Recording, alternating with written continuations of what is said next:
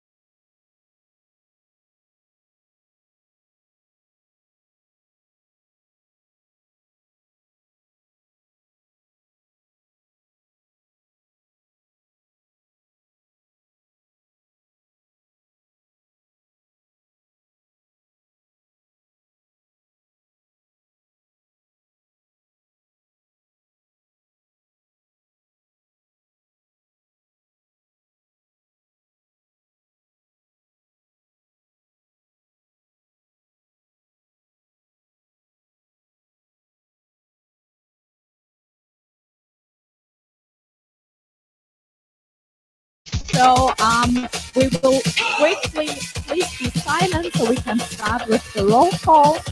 Aachen, Aachen anwesend mit Stimmrecht, Aschaffenburg anwesend ohne Stimmrecht, Augsburg anwesend mit Stimmrecht, Bamberg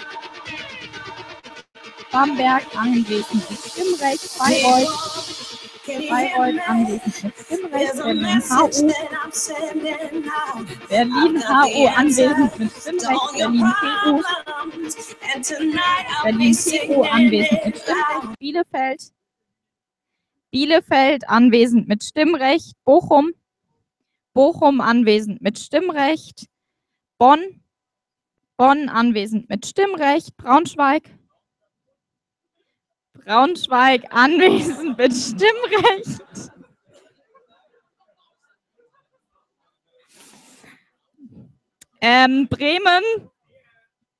Bremen anwesend mit Stimmrecht, Darmstadt anwesend mit Stimmrecht und interner Stimmdelegation, Dresden anwesend mit Stimmrecht, Düsseldorf anwesend mit Stimmrecht, Frankfurt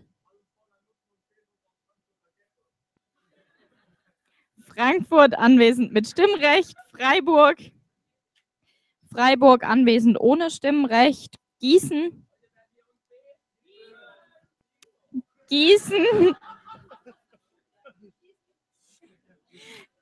anwesend mit Stimmrecht, Göttingen anwesend ohne Stimmrecht,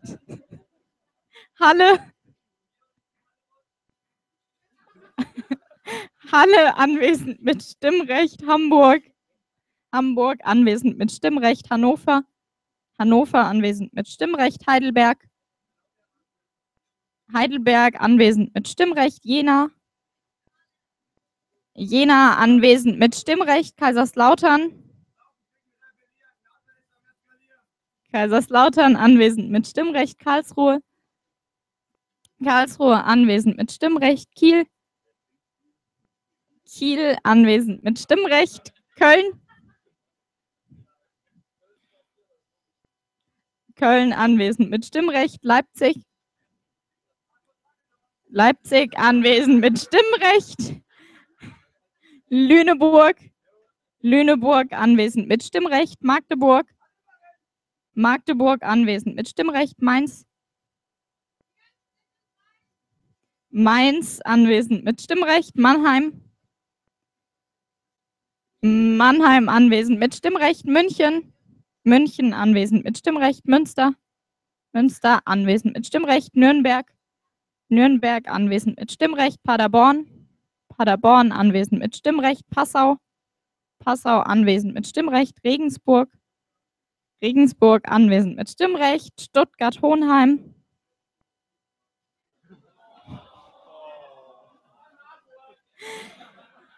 Stuttgart-Hohenheim anwesend mit Stimmrecht. Tübingen-Reutlingen. Tübingen-Reutlingen anwesend mit Stimmrecht. Würzburg. Würzburg anwesend mit Stimmrecht. Benny. Benny anwesend mit Stimmrecht. Christoph. Christoph anwesend mit Stimmrecht.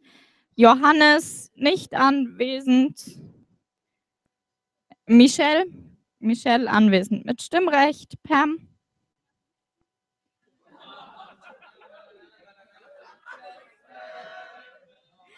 Pam anwesend mit Stimmrecht. Pelle. Pelle anwesend mit Stimmrecht. Tuhong. Tuhong anwesend mit Stimmrecht. Stefan. Stefan anwesend ohne Stimmrecht. Max.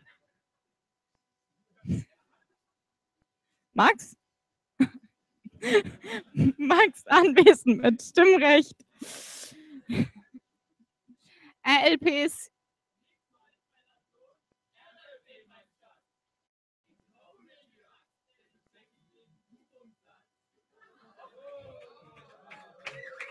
Okay. Regiokos. OC. Guests. Okay. So that was it from my side. Now from the roll call. So I will hand over to Christoph. Welcome. Also from my side, welcome to the second day of MCP elections. I'm going to make it very short, very dirty. As you may have remembered from yesterday, there was an election that we held in the evening. Thank you, Jules. So I would like this to make this also as quick and dirty as possible. So please, Venu, get up.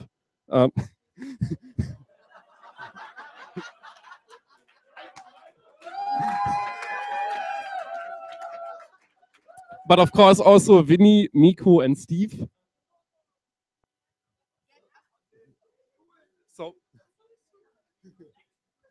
So as we can only take 3 candidates, we have the votes, we have the results of the elections. So to make it, actually, you can do a bit of the building up suspension by making a drum roll. Yes.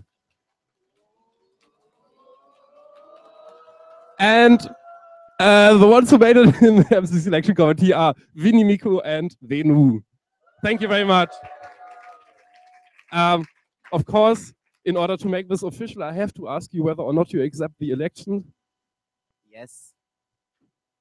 Also, Venu, do you accept this? Yes. And Vinny? Yes. Thank you. In case one of you drops out, the 4th applicant would be then part of the MC selection committee. So if somebody of you falls sick or dies in the next 2 months, we would have a backup.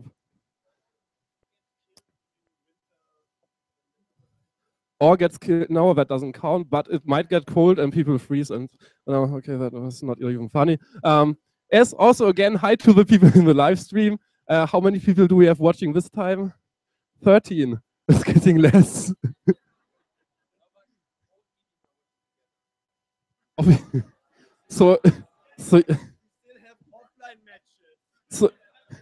so you mean it's now still less whole EVs than yesterday? Never mind. Apparently yesterday, most of the time, it was only my crotch in the picture. So this time I'm going to stay clear.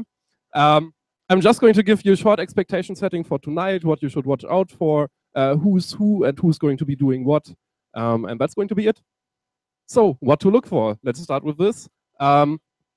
As tonight in the MCP panel discussion, we're going to mostly look at how does ISAC relate to the external world and how do we actually how can we make ISAC more relevant to, today, but also in the coming years? How do we fit into our context that we live in? So how do the candidates see ISAC and its relation to our environment? Of course, because all the other parts or most of the other parts of the election process are mostly focused on the internal parts like strategies or the personality of the candidates. Now we can look more on the external parts. Secondly, what or where do the candidates hold different views? That means that the panel discussion is structured in a way that you can actually see where the differences are.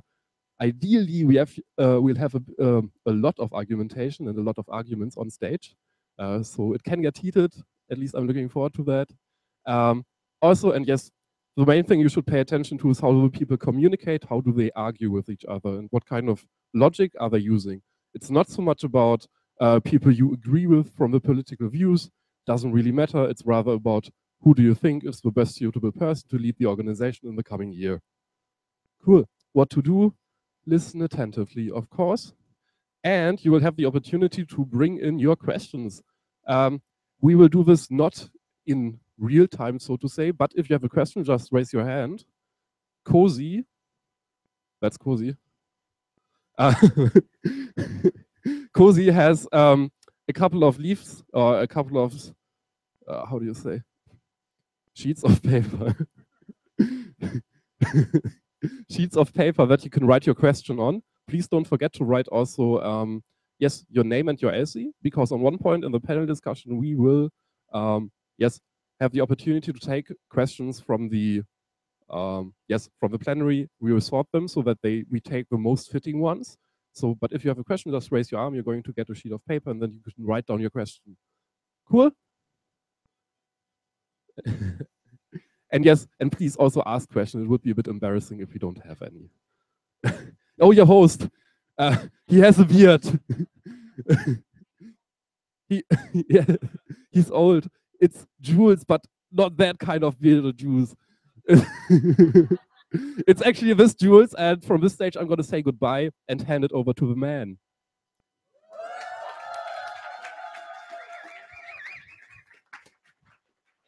You go, boy. Thanks, Ben.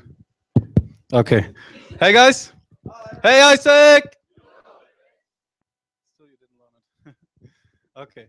So today we're having the panel discussion, and who is looking forward to that? Okay. What's about the others? Who's looking forward to that? Okay. Okay. This is what I want to see later when the candidates come in. So energize them a little bit. So my name is Jules the First. And I'm the very first, yes.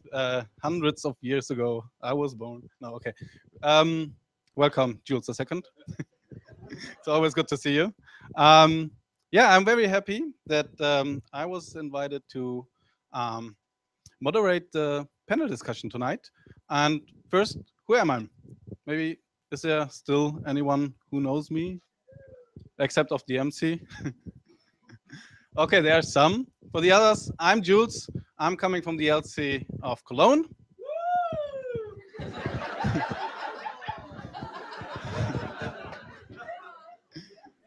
Yeah, that was sexy.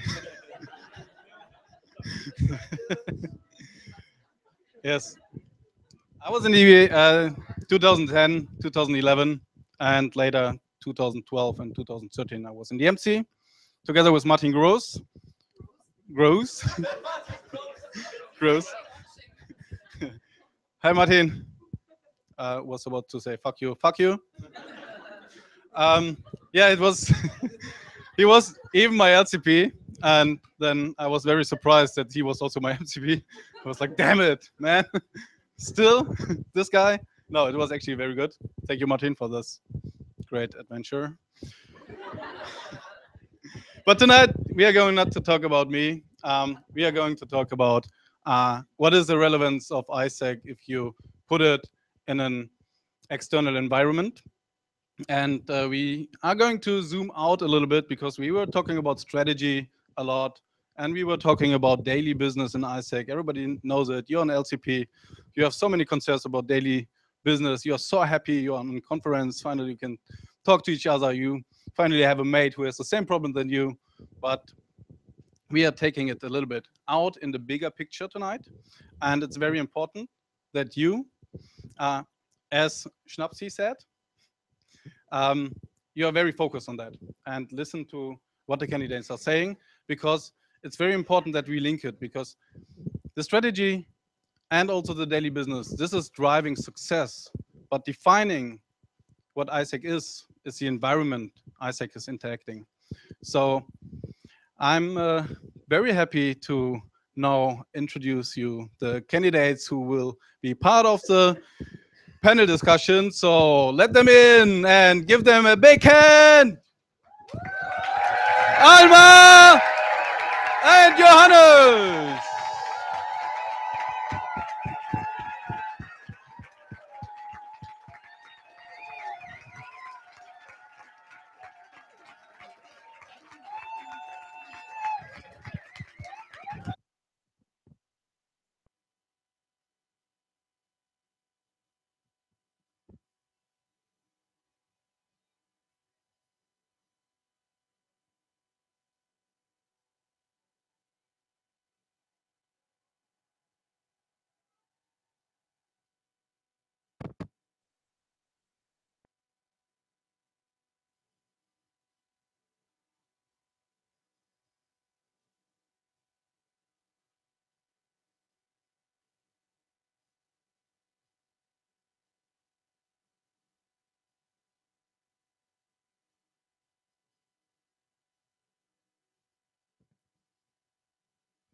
So, how are you feeling, guys? Alma? Feeling. Okay, Johannes? I thought about making a joke. I'm not going to. You can try. For once. No. We are going to have the panel discussion. I have a little expectation, and this is, you're going to have opinions. Just state them clearly. If you disagree with something the other said, you can say it. Why not? Yeah, we are here in a discussion, so you don't always need to agree, even though you don't do agree. So make it heated and hot and crazy. You And can be heated, you can be hot. that's very good. No,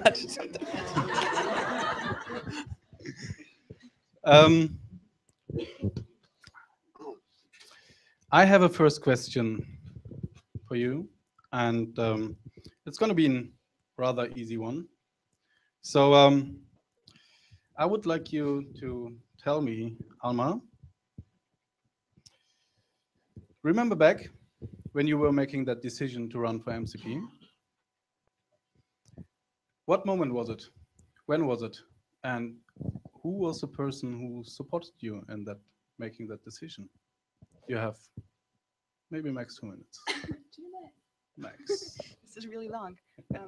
Okay, so it was 2 weeks before deadline, and I had said to myself no so many times, and then yes again, and no again, and yes again, and then actually it was. Okay, yeah, I'll be really honest. It was the Wild West, Nico, and Dennis was there, and that was the weekend I had actually said no.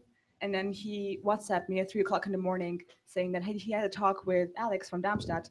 And Alex was just saying, yeah, he was really happy I thought about it. Like, he can see me as a potential candidate. And it was kind of the final push I needed to actually go for it. And so it Why was did you have concerns? why I had concerns. Yes. First one was university. Like, I'll be really honest, I really want to have a bachelor at some point in my life. Nastya, you know this, right?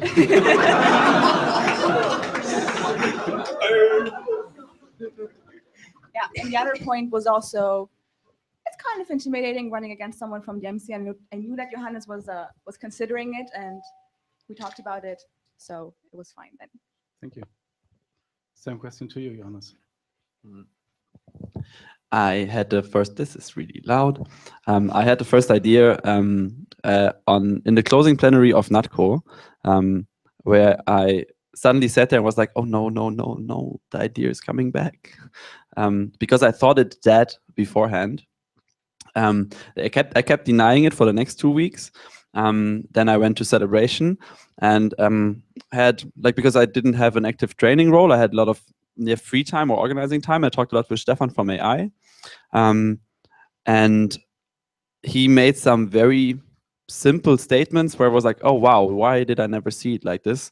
That leadership qualities in themselves are really cool, and you don't have to explain why, because solution orientation is a skill that is obviously kind of good." So that's when I actually had a tendency to go in the direction of PR, because he was from AI. So this was like this discussion that we had there. And then I talked with Max about it, and I think like half of my friends, because I cannot think without talking to people. The catalyzing moment for me, after running the thought through my head for multiple times, on the rational and on the emotional level, trying everything from talking to my parents So when were you making that decision? Yeah, I was actually trying to say less than normally. It was the Friday of the Paris attacks. And then the next day I was doing the SE kickoff in Cologne.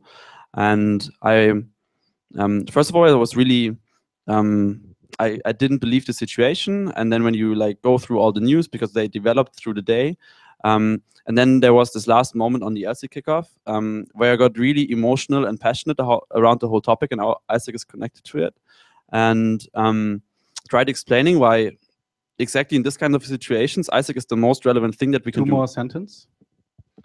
And that was for me this determining moment where I realized, okay, even though there is a lot of other options, in this case, this one is the right one.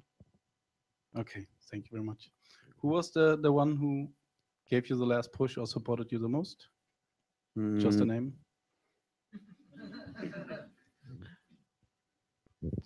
I do believe it's rather myself, because I talked to a lot of people and some were really helpful, yet in the end it was myself. It's a valid answer. Thank you very much. So after having that rather smooth entrance, yeah, I have a question to both of you, and you have, let's say, a minute to think about the answer, and the answer should be last no longer than 1 minute. So first, the question to you, Alma, again. What can Isaac learn from other organizations or cultures? And how should Isaac be influenced by them?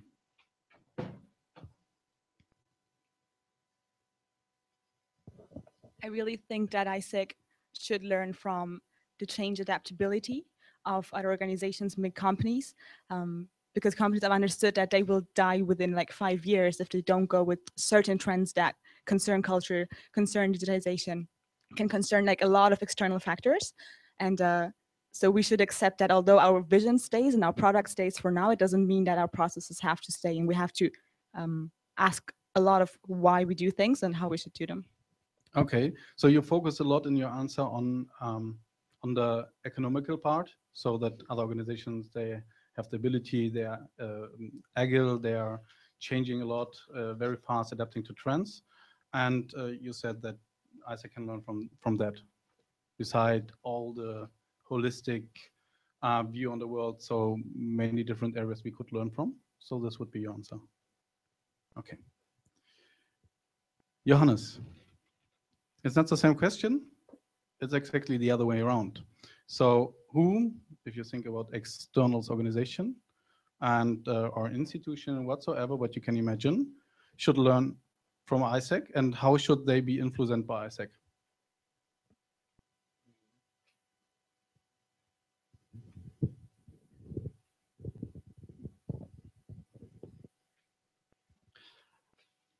In that whole concept of VDSI, so the Verband of the German Student Initiatives, one thing that every other organization in there learns from us is empowering people. And even though we believe we're not doing it that well, we're still doing it way better than everyone else. So this whole thought of what do I need to do to activate people's potential is something that at least other student initiatives in Germany can learn from us. And a lot of other NGOs, when you think in UNICEF, UNHCR can learn of us, is how to activate young people for a cause. And what companies can learn from us, what we're actually doing quite well, is change management. Even though we feel we suck at it, we're still here after 67 years, even though we change the whole leadership body every year. And even though we don't ourselves know really how we do it, we could try to at least give them examples of how we manage it. Okay, thank you very much. So you were saying that especially compared to other student initiatives or organizations, we are very good in empowering. And on the other side, so empowering young people, on the other side, that organizations can learn about how to run change. And so it's also for you this very economical and focused on the institutions we have here in Germany? Or would you say that maybe ISAC has a bigger scope? The second one was actually about aligning young people for a cause and empowering them to take action. Is it always the same cause? I think for us in Germany, it's a more generalistic cause because in Germany, we're very comfortable and it's very hard to pinpoint what the exact issue is that German youth needs to be activated for. If you think in other countries, for example, Russia, they fight a lot with that youth doesn't see opportunities to take and that they want to empower them to like use their creativity for actually achieving something, or that if you find in a lot of other ISAC countries, they actually have this rather core thing that they try to activate the youth in their country for. Okay, thank you very much. We are going further to more current and broader topics in the world. And everybody knows of us that there are a lot of conflicts and crises, maybe even wars and issues in the world. So the United Nations wants to tackle these issues and crises, etc., with 17 Sustainable Development Goals. How can ISAC on the different hierarchies levels support the success of CDGs, so the Sustainable Development Goals? How can ISAC on the different hierarchies levels support the success on this Sustainable Development Goals? To Johannes. What we're actually already trying is partnering with the UN and trying to, because the UN published a list of what are the indicators for actually running a project as a Sustainable Development Goal project. For example, having 9 indicators that a project actually contributes to no hunger. That's, I think, number 3. And what we try to do there is partnering with the UN in a way of, okay, so we have the people that want to go into projects. And if we compare ourselves there, for example, to the Red Cross, we see that even though we have less money, we send more people abroad that have a bigger impact. Like when we try also with our impact report, looking into what actually developed in this country, then we see that our projects make a difference. And what we try to do there is into the next 15 years, because the SDGs will be until 2030, try to align ISAC to this so that our GCDP projects actually all contribute to the Sustainable Development Goals, which they in a way already do. So if you do empowering women in Ghana, it's already gender equality, but we are not yet sure if the indicators that are on the list are actually fulfilled. This is the process we're right now going through. And if we have validated this, would you say that ISAC also make those changes last through OGCDP? I think that's exactly the point of the validation list. That's exactly, yes, now we're making a change, yet if I would call the UN rather smart people. And I think the list, if you look at them, they're rather formulated as long-term changes and not as a quick fix. So I think that's our way of also ensuring the sustainability of our projects. Okay. Alma, same question for you. Shall I repeat it? Yeah. Okay. So it's about the 17 Sustainable Development Goals from United Nations, and how can ISAC on this different hierarchy level support the success on these? So first of all, like, I mean, I totally agree that it does make sense to push the implementation of the concept with the GCDP products we have. However, we know how the United Nations work. Like, they're, of course, they're very smart people and they have brilliant ideas and they really know what needs to happen in order to like have that better world. However, like, the contracts still remain non-binding, and the resources we have in ISAC are limited right now, like in general. And I don't think it would be humble to say that only by exchange those goals can be tackled. So I think what needs to happen is for young people in the countries to actually demand the commitment of the government to those goals, because if we don't have that government, the commitment of the government to actually like put extra efforts and put extra money and energy into having next to exchange other projects and other implementation steps, then it's not going to be sustainable and it's going to be like Can you forgotten. think of a project, for example? Any idea for tackle any of the other? There's like a million options. Pick one.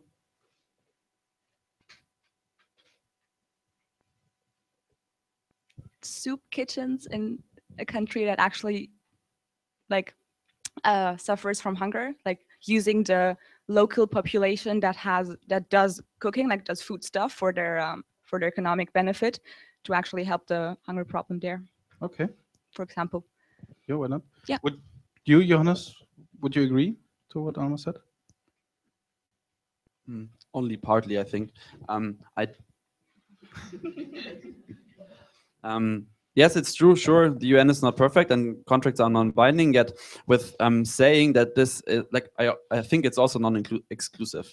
It's like it's not that only exchange is the matter of changing it. Sure, other things need to be done. Yet our contribution is bigger than we think. We're making ourselves small in our contribution towards this a lot of times. So this is what I meant with the Red Cross example. We don't even know how good we are, and we need to think, okay, if ISAC could be the driving force of the SDGs when it comes to those projects, maybe not all 17, but maybe 10. I don't know, the right ones. Whichever they will be. I do think that we can be a very driving force of this, because there is very little organizations that manage to activate that many people for a cause in a year and really sending them abroad, because it is the people in the country who actually do the projects and raise the projects. It is something they demand, and it's because they don't have the connection to the government that they need to do it with an NGO. And that's the power also of a global youth movement, is that we can do it in a lot of countries, and that it is actually on the scope of the UN and not smaller, like, it's just a little ISAC and like other organizations can fix it. I agree. And still, if that particular ISAC entity with the like whole scope of the UN SDGs behind them want to really achieve something in the country, they will need to partner up with the government at some point.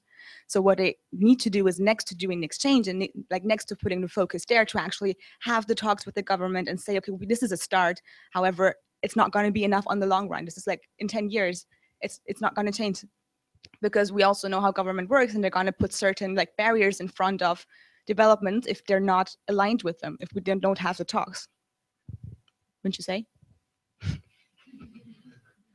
good, very good. Or you? I don't know. I try to think before I talk. That's development. Does it work? Sometimes. Yes, that might be true. Yet what we're already doing in Colombia, for example, is partnering with the government. Not in a way of making the government actually change something, but rather being like, hey, we want to use you to have a project. We want to use like the resources that you have and the abilities that you have that you don't even use yourself to make something happen.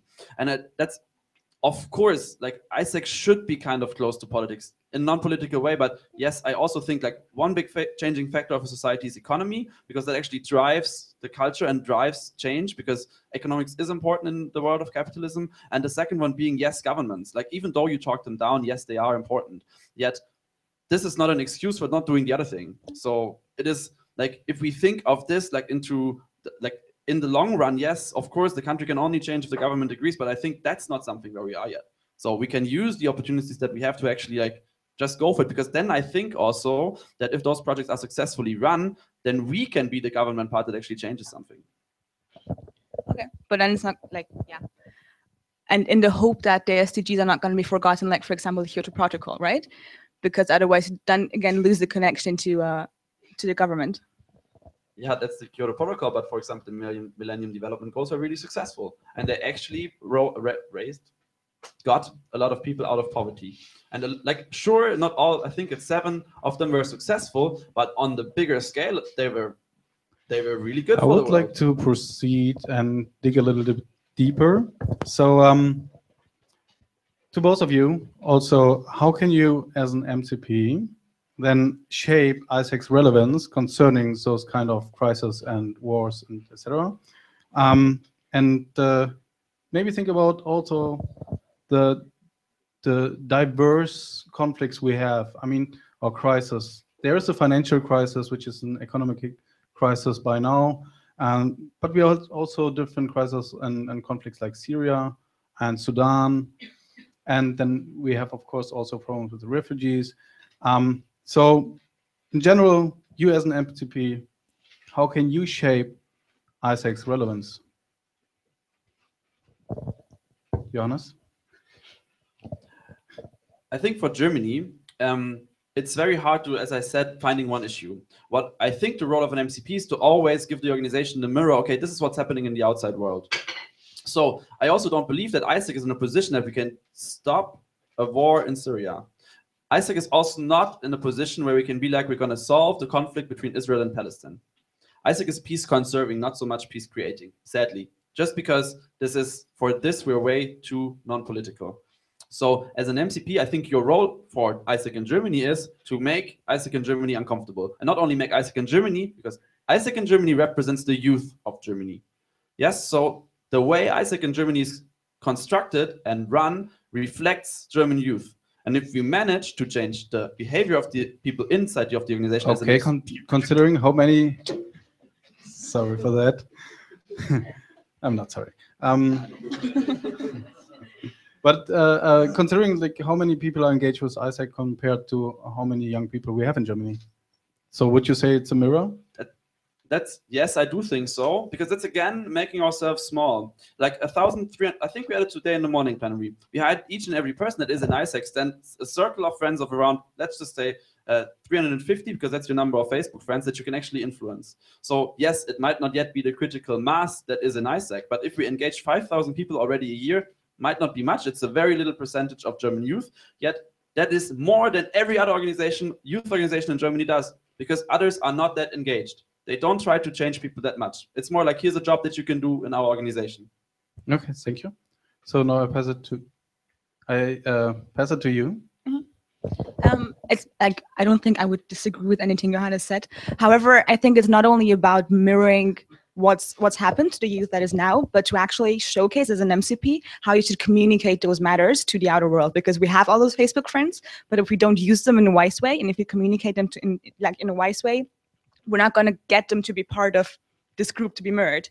And what I would like to showcase there is really a very simple way of communication of when something happens, do talk about it, do try to raise the awareness for it, but How do it in a solution-oriented manner. If you communicate it simpler, yeah, what is your... I was about to explain that. Okay, great.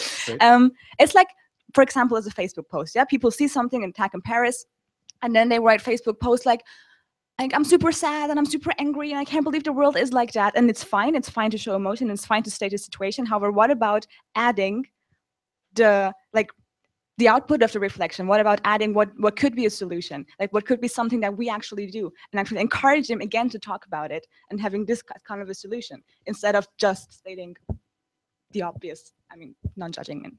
Okay, thank you. You want to respond to that, or? I think it's a very, very valid point of this showing what could be one of the simple actions that you can take. Which I think is also necessary. Yet the part where you actually make people think is, wouldn't say more important, but it's the important starting point of the whole thing, like making people think and then facilitating their thinking into a way that they can take action. Always reminding them, yes, it's nice if you think about it. So then I totally agree with Amma, yet nothing will change if you don't do something about it. Thank you very much. Just another follow-up to the question and the topic we are talking about. Think about the groups like IS or Al-Shabaab or even the FARC in Venezuela. What is your expectation towards every single member in the organization so that you prevent those groups to grow? So what can all the members you can reach out to? What can you do, and how can you empower these group of people to prevent that such kind of groups maybe grow bigger in the future? Take your time. And first is Almas this time.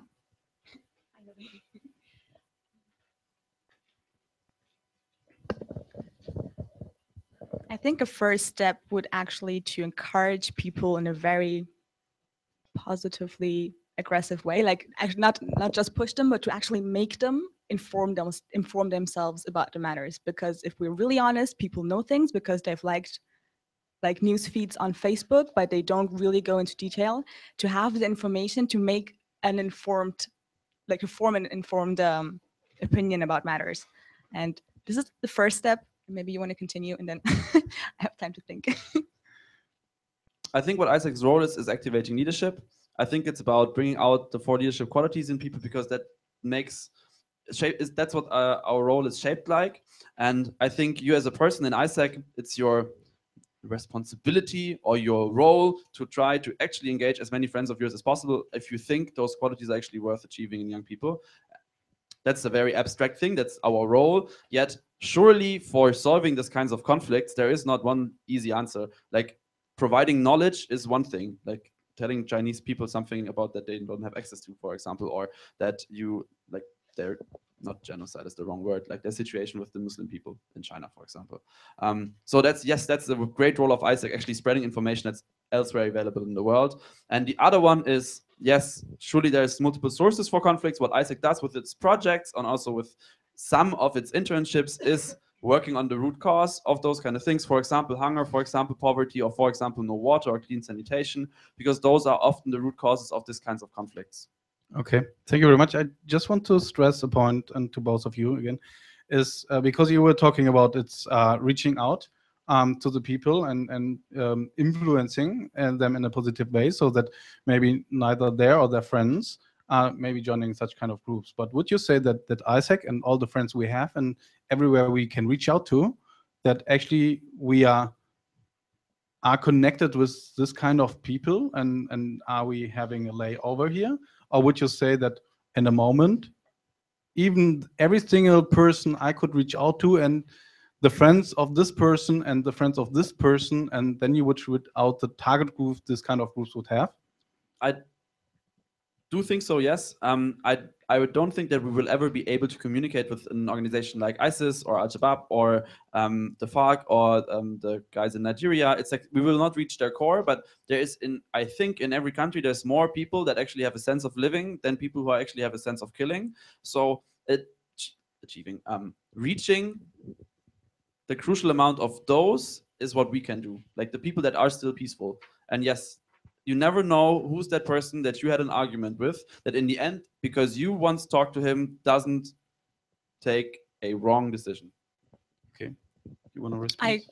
I don't know if we just understood your question in a different way, but I was thinking, for example, is the ISEC network and people in the network, people who would have Facebook friends who are possibly like part of Pegida?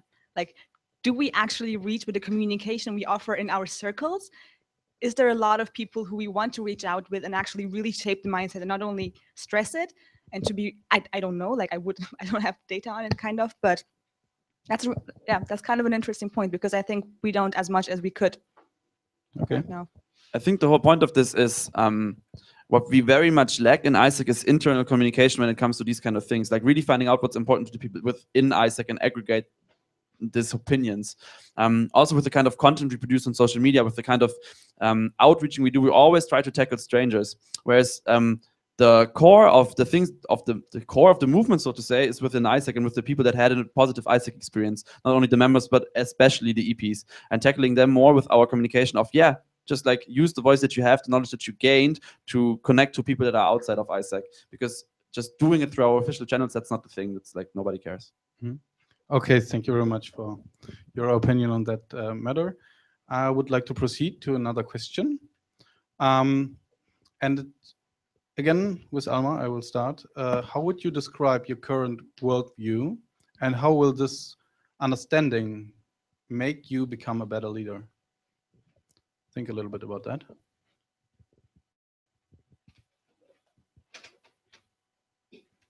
And also try a little bit to explain what maybe is your worldview. And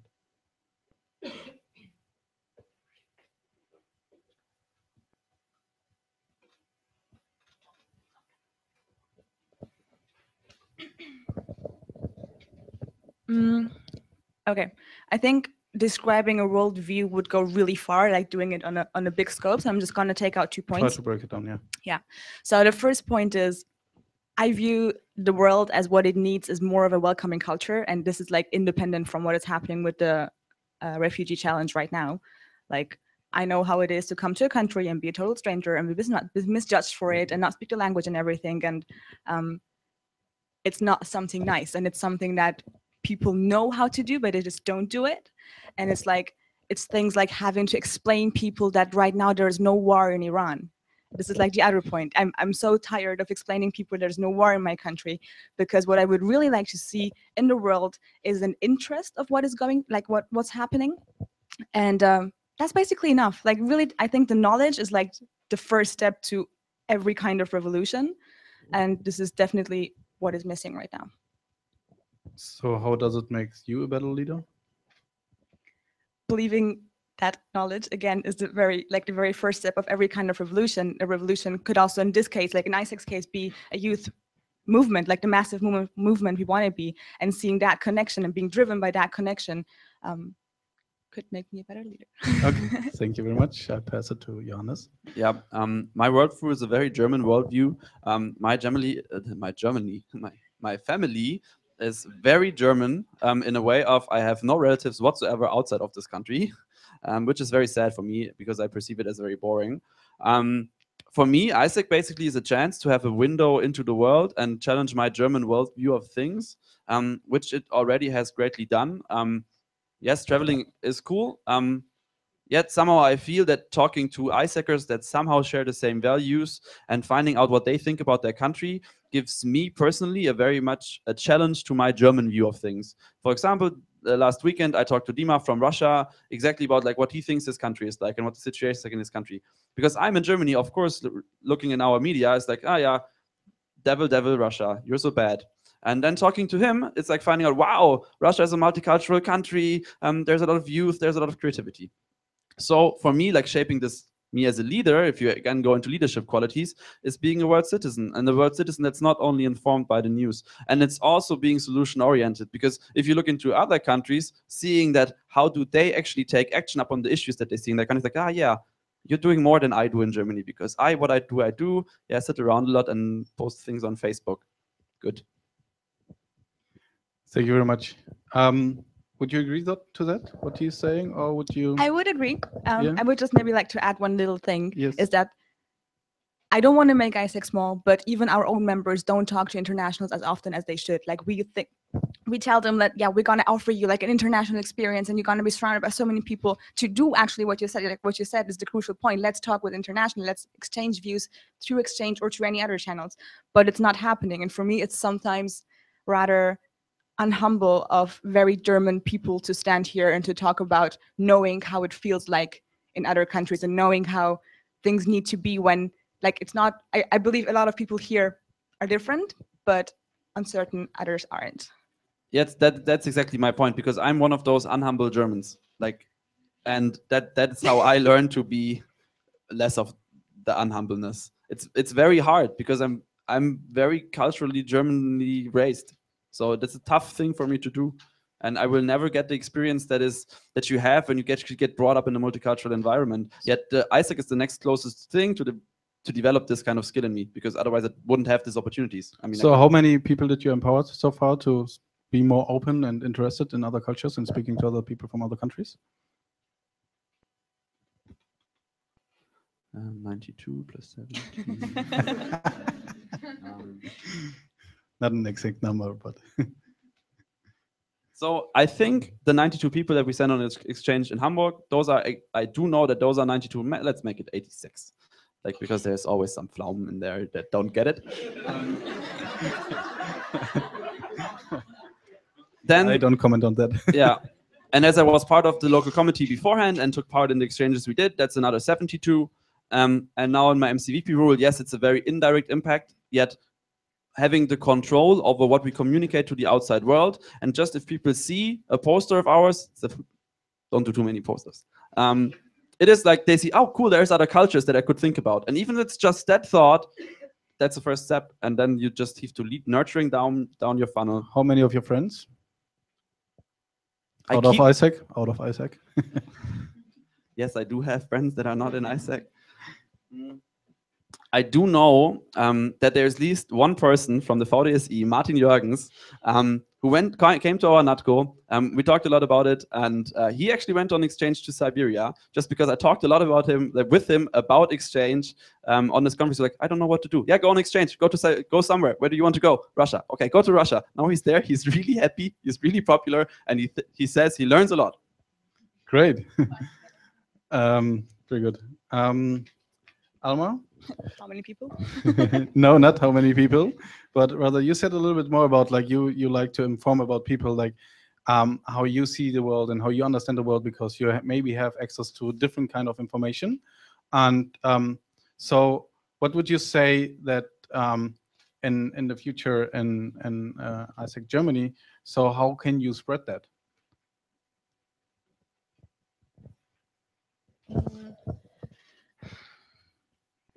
By actually encouraging our interns and our returnees to be more engaged with the members in general. Like, of course, some of the members will have gone on exchange and know it themselves, but with the others, Isn't that happening? Not as much as it could be, no, because returnees are so often just like either ticked off in a returnee talk or sent on a welcome home seminar, but everybody's never seen them again, so no. So, for example, an action step could be to have welcome home seminars designed in a way that members have their space and actually work on topics together, work on feedback together, and work for next steps together that the returnees could do either in or outside of ISAC, just as an example. So you would make it mandatory, and then you would control it, and no, but I would offer the space. And I think because people do enter ISAC because they say, I want to work in an international environment, but we're not offering it as well as we could. So I think if we give them what they need, they're going to grasp, they're going to take it. Thank you for your opinion. Now we are going to proceed, and we shifting a little bit the focus. And next I'm going to have Max. He is the first one to ask you a question out of the plenary.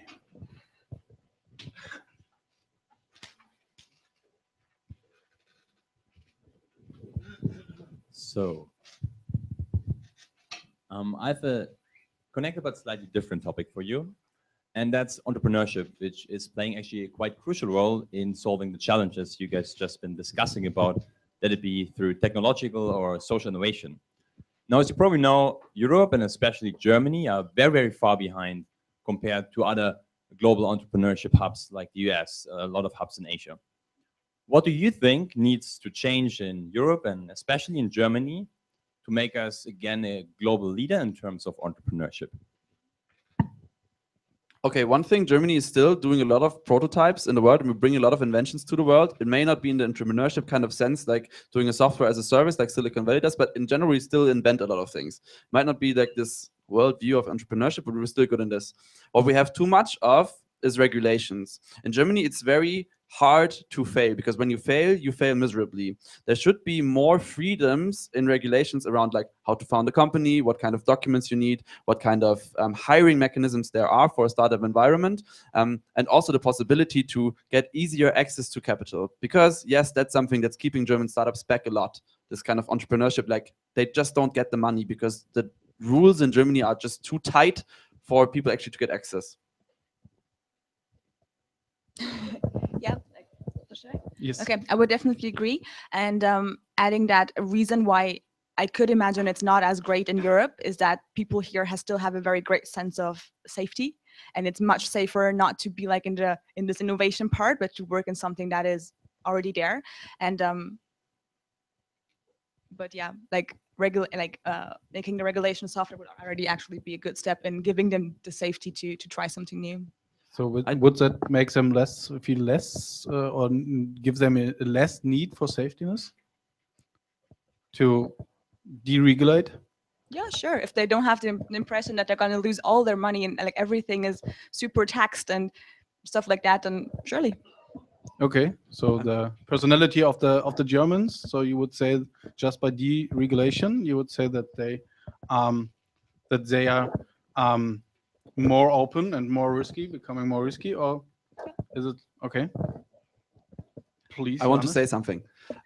So also Berlin is the #1 startup city in Europe. So even better than London, better than, I think just London is a good example. It's not that it's bad. It's not that there are not people who want to do it. And even like there is even a lot of changes coming. I think for Germans, not Europeans, but for Germans, we're just laggards. It's like there's the early majority, there's the early adopters. We're just here in the back. So we just need to take some time more, and then Germans will understand that entrepreneurship is actually a cool thing to do. So it's, I think, more that yes, regulations is the one point, but the other one is just like that Germans just need a year or two more that they finally understand.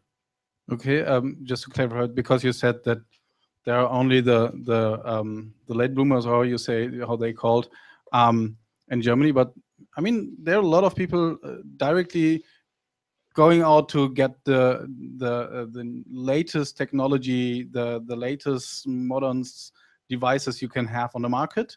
There are a lot of people they're very much interested in. They're going to read about it, and they're going to connect all the kind of devices, etc. So I mean, there's also different Germany. So do you think it's just the one and the big mass behind there, or there are a lot of people they maybe also could drive innovation? Yes, and we are there now. Yes, I do think that just the big mass has just not arrived there yet. If you look at a lot of services, social media, apps that other countries actually use, like WeChat in China is so much cooler than everything we have. And they're just like totally in for it because it does everything for you. Germans like, no, I use WhatsApp.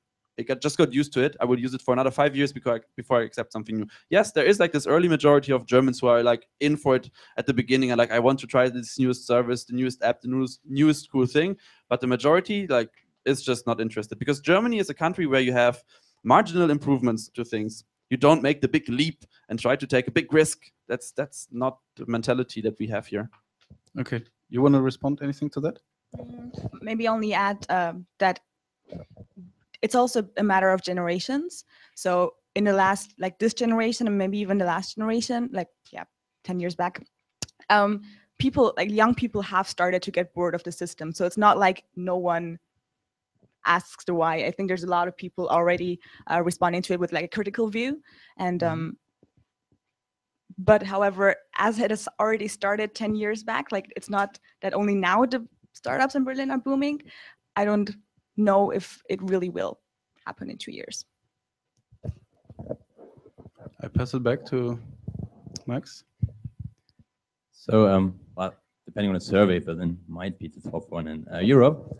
Still, you point out a lot of reasons why we are not global leading entrepreneurship. So, leaving the government now out of sight, what does an individual need to be a thriving entrepreneur in Germany? Who wants to take it first? I think they need an idea or a support system they trust with a certain idea. Because like I talk to so many people and they say, I really want to do my own thing. I want to really start something. I don't want to go into a big company and work someone. But either they don't have the idea or they don't have the support system. So actually, it's interesting because it would be good to enhance the network for them to find each other. I don't know if there is already something like that, but for them to better their internal communication within the prospective entrepreneurs could really help there. Johannes? It's a very tough question, how a German entrepreneur is different from an entrepreneur somewhere else. Like the first thing I thought about was you need patience, because things will take longer in Germany than they would elsewhere. You need it's sad, yet you do sadly need in Germany, you do need the skill of understanding regulations. It's like even leaving that out of the box, it will be one of the major skills you need in Germany. Just think of your Oktoberfest business, like what a hassle it is to just maintain it. And yeah, the other skills are just skills that entrepreneurs everywhere need. And I think Amma mentioned a very important one, having a support network and having an idea. The other one is also having a sense for a whole lot of topics that are important in a company, having a sense for finance, having a sense for what is prototyping, having a sense of taking a risk, having a sense of team management, having a sense of leadership, having an understanding of technology, because you're probably going to develop something with technology at some point. Also having a skill in design and in marketing, because a lot of startups actually run on this and not so much on the actual product, because that changes constantly. And most important skill, you need to be like Blinkist. You have a follow-up? I got one more question. What can Isaac then do to create 10,000 of those thriving entrepreneurs? I don't think it should be Isaac's goal to have that. Like Isaac should not have that as a goal. They have to find out if the people want to do it, and if the people want to do it, they have to support them on the path and actually connect what they do to Isaac, and give them the skills. Like let them do the things that they need to learn, also for not only for the success of the Isaac work, but for the entrepreneur idea. But it's not our part to decide on the number or to push this behavior. It's something that needs to come from the wish of the members. I disagree a little bit. I think it's a lot about having this understanding that Isaac is run as a social business, social entrepreneurship. It's around public-minded entrepreneurs that we create. So just the framing is a little bit different, yet I do think that we need to connect what we develop in Isaac as a skill set to be like, okay, why don't you make this idea reality? Like for me, example, there was always this question in Isaac, like, okay, so do you want to found a company at one time? No, I don't. I want to join an existing idea. That was like, for a long time, that was my thinking. And I only through the conversations in Isaac around, I'm having this business idea. I'm going to do something with it after Isaac's like, okay, maybe that's a cool thing, a good idea. That's probably, again, my German culture. So yeah, connecting Isaac development to actually, make a business out of that. So I just don't, because I don't think we need that many businesses as we have members. So why do we have, or does it have to be our goal to focus on, like, yes, we have to offer the platform from have the discussions, and if they want to find a business idea, they should find it, but it should not be, because then it's not neutral anymore. Then we are forming entrepreneurs, and this is not our task. I mean, what is UNHCR as a for-purpose business? It is the same thing. It's like all modern NGOs run on business principles. They're not necessarily economically, yet the way of how you design a business and how you develop an organization is nothing else than a business skill.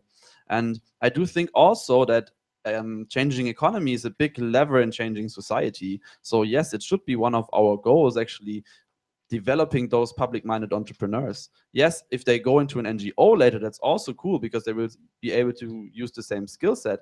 Yet just thinking of the organizational sector or government sector as non-business is, I think not right. Okay, so then we are maybe disagreeing on wording. I'm not sure, but I think that you can give people certain skills, like all the skills you mentioned, from open-mindedness to development. There's the skill to actually do something. It doesn't have to happen in any kind of company. You can, no. No, it doesn't have to be a company. It's just that a lot of things are actually companies where we say they are not. Okay, we going to transition to the next question. And Cozy has a question from the plenary.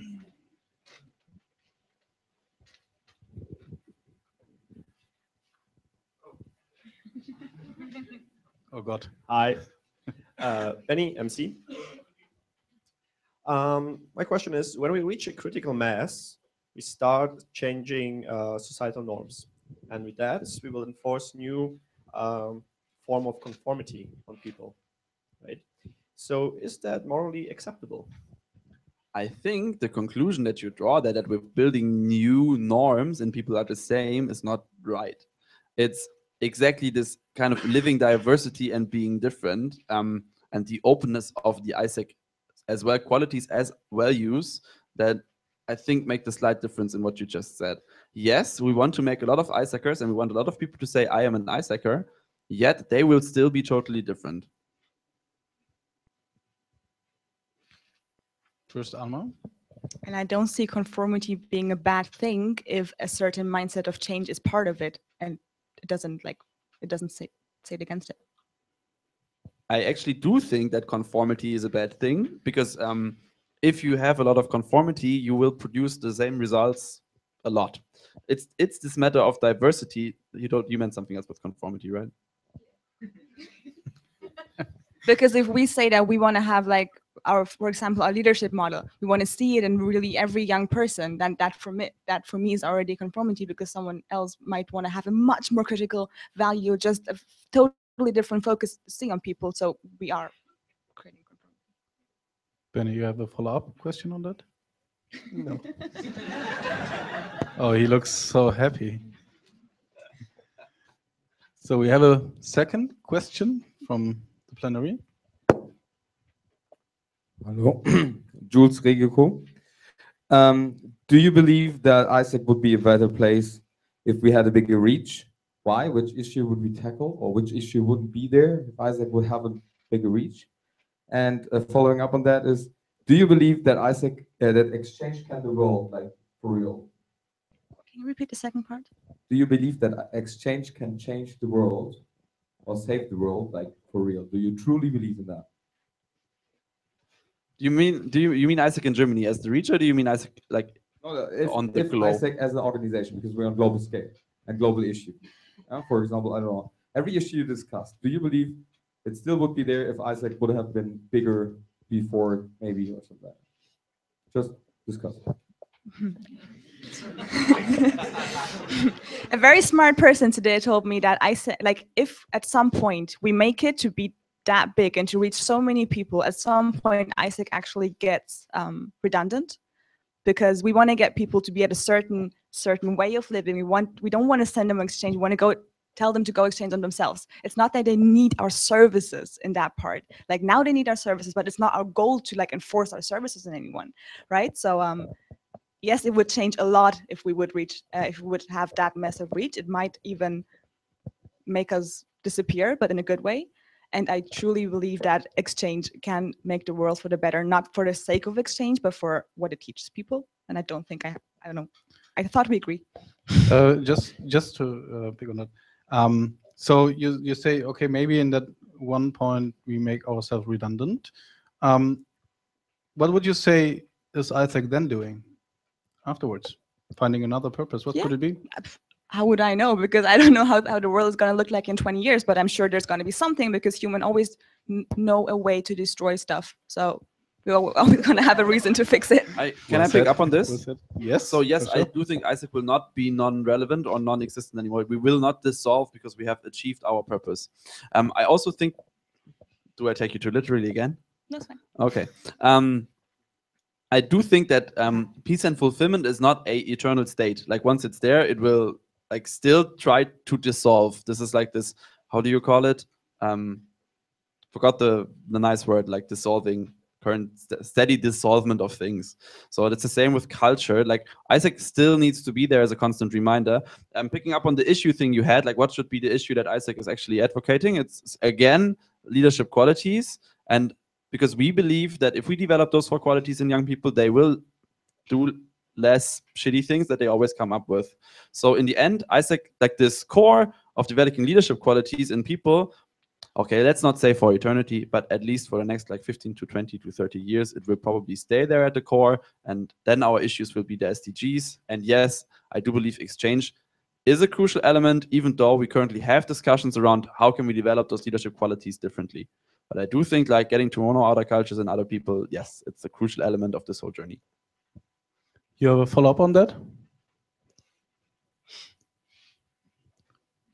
Okay, he doesn't. So we're going to proceed, and the next question goes... Entropy, the word's entropy. Very good that you remember.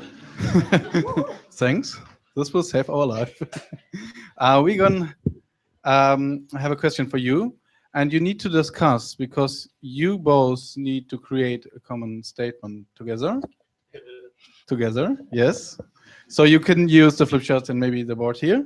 And and the question is, in your opinion, which values does our today's society need the most? Please discuss your opinions and find a common statement by naming the 3 most important values. And you can go ahead, you can stand up, write something down, whatever you like. You have around 5 minutes for that max. And we want to have the 3 values stated. Do we have a common understanding on values? We do have kind of a common understanding on ways. What is a value, for example, just to be sure that we talk Yeah, about the same yours thing? is justice. For me, it's not so much about justice. It's more about fairness. I don't know if it's the same, right? For you, it's equal. Like for me, it's like equal chances. It's the opportunity to do the things that you want to do. Not being held back by the system that's like keeping you from it.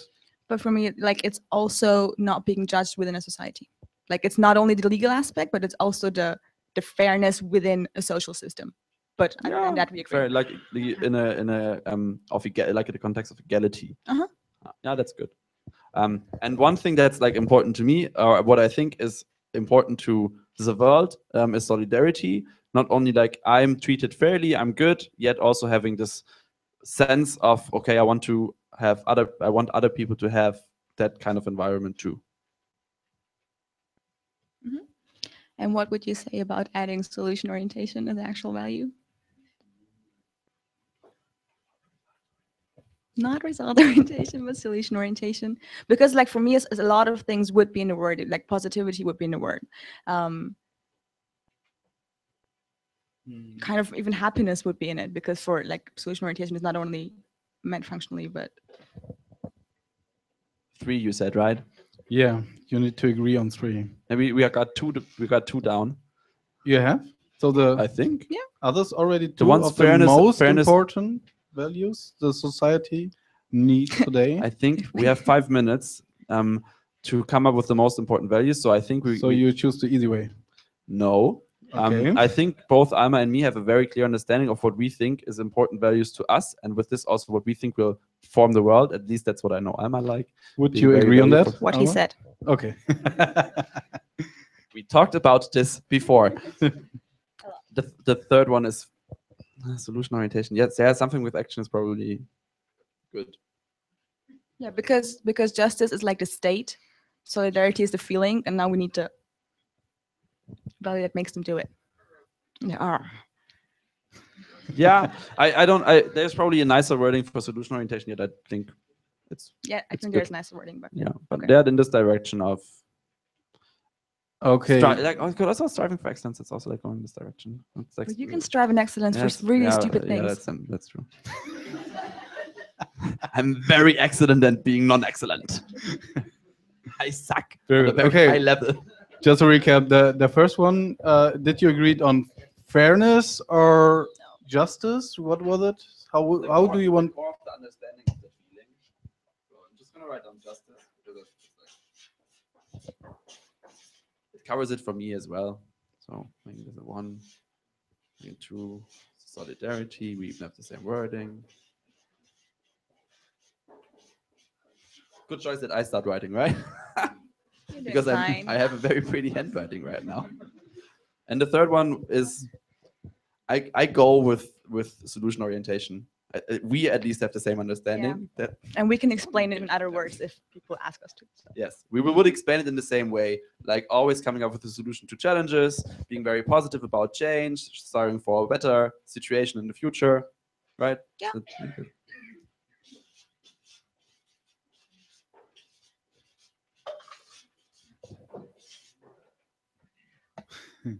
Very good. Thank you very much. This was very quick. Surprisingly. I once learned from Alma that friendships are based on shared values. Aww. You learned something from me. That was cute. Just to get a sensing, like Are you agreeing that just as some check here? Are you agreeing, disagreeing? Are this the three most important values the society needs currently? So, taking our Western society. Some check. Guys, come on, like raise your hands. I cannot see. Okay. Here a lot. They are like, no, yeah, maybe a little bit, but not fully. And over there the same. He was thumbs up earlier. Now he's But there were some. too many people. Oh, what? So, do you think you did a good job understanding your I think we didn't have the organization? chance No, to. it was just a joke. It was just a joke. No, This thank is you the very German much. mentality. It's like it's not bad. It's also not that good. It could be perfect, but perfect. There's never a state of perfectness. Okay, thank you very much for that. I'm going to ask you the final question for tonight. Are you exciting? Who wants to take it first? You have to agree first before you hear.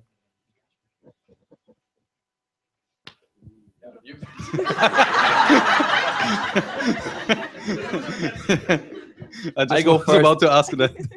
Okay, but you See too much action orientation, not thinking about the result. very good. I like that.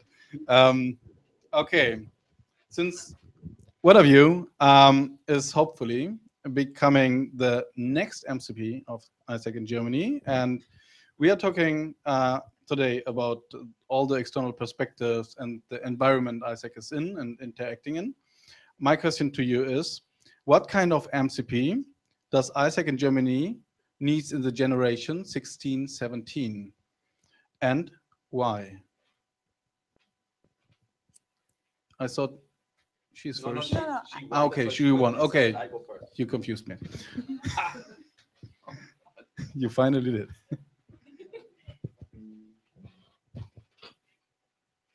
I think one point that I already mentioned is this always pulling in external information on a very daily basis. Like this happened right now. This is relevant to our organization. We should talk about it, or we should take action on it, depending on what it is.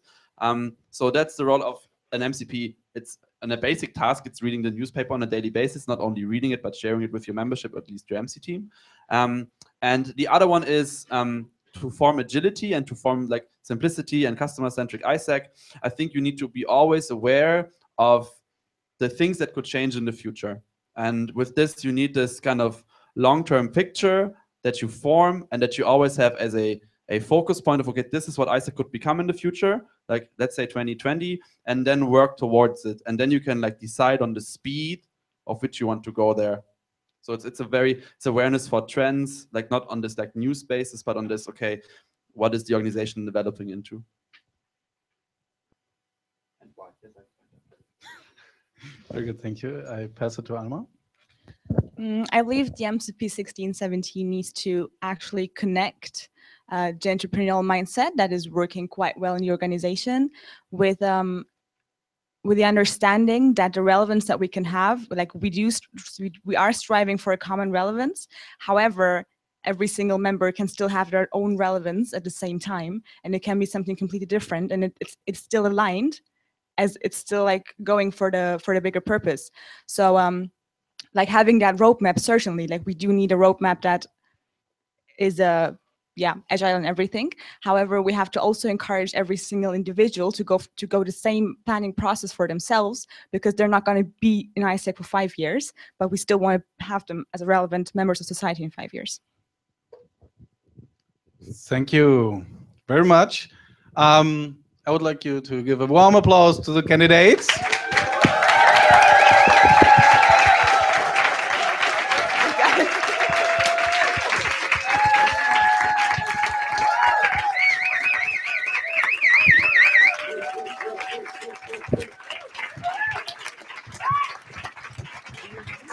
Thank you very much. Huh? I don't know. Are they staying? Enjoy that moment. Take it with you. Thank you so much for sharing your opinions. That was great.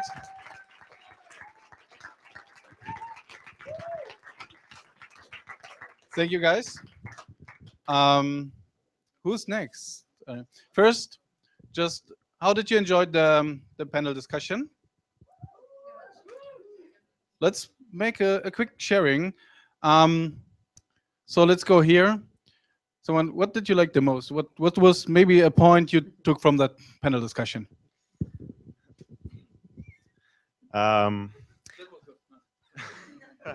No, I thought it was really interesting to see the external perspectives of the candidates. I'm Chris from Frankfurt, by the way. Yeah, and I didn't think so much about, or that panel discussion gave me more thinking about, is entrepreneurship really a part of ISEC, or is it not? And I think that's something I have to think about a few more days.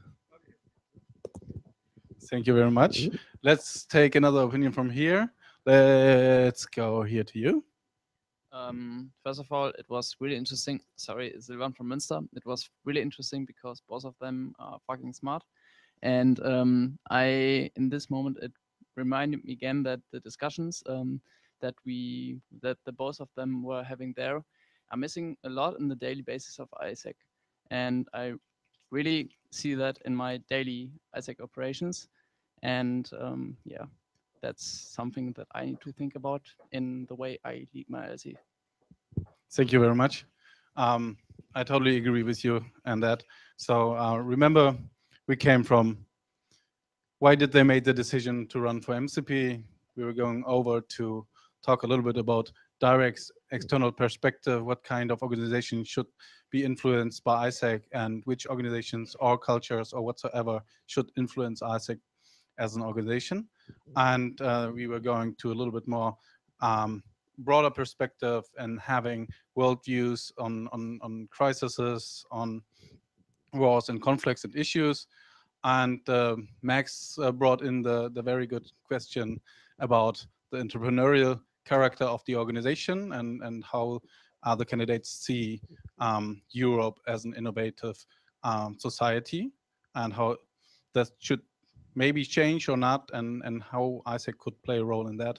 So just that you remember that. And we had also the question from Jules, the second, how ISEC could look like when we reach the critical mass. Keep that in mind, take it from you, at especially last point, what they imagine their successor, what this person should look like and do for the organization in terms of external perspectives. And with that, I would like to hand over to Christoph.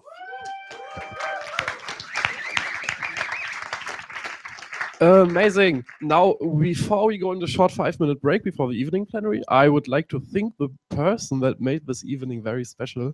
Don't sit down, okay. I think without you, and I'm very sure that all of us agree, this okay. Without you, this panel discussion wouldn't have been as insightful and as intriguing as it has been. So that was very classy, very tasteful, and thank you so much for preparing it and moderating it in the way you did. So thank you for it.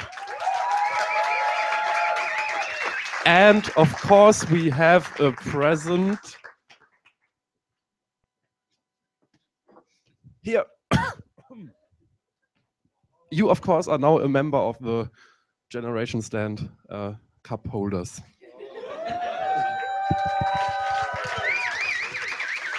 Good, good, good. Only the most precious tea gets in there. Only the best. Okay. Thank you very much, Jules. We will start with the evening plenary at 9. So pee quickly. Thanks.